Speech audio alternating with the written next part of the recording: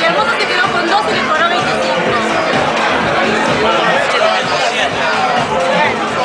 Ya no estás contando más, ya Yupi viste lo que está como el orto. No, lo conté bien, lo que pasa es que otra vez, Dale.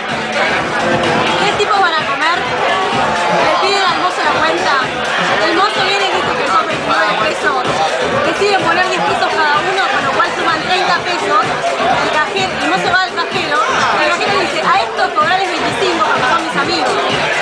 El mozo tiene que cobrarles 5 pesos, pero dice no se lo digo, como son 3, les voy a cobrar de manera que yo me quede con 2 pesos y a ellos les devuelva 1 peso a cada uno. Bueno, ¿cuántos puso cada tipo? ¿Cuántos pesos puso cada tipo?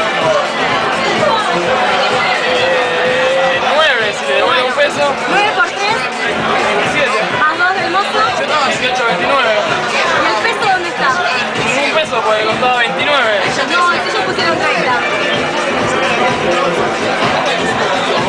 Costaba 29, me dijiste. No. El chiste es que los dos del mozo están adentro de los 27 y dejate de joder, porque los 27 eran solo de adentro del mozo. O sea, eran 27 y era 25 la cuenta, los 2 pesos están ahí adentro. Entonces lo sumés a 29, boludo.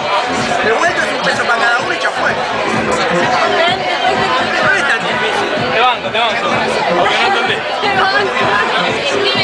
Es como tu chiste de la ducha, pero más intelectual. Claro, pero el de la ducha es para hacer socialmente. El tuyo es para reunir un grupo de ingenieros de la UPN. Que responde. Para No va bien.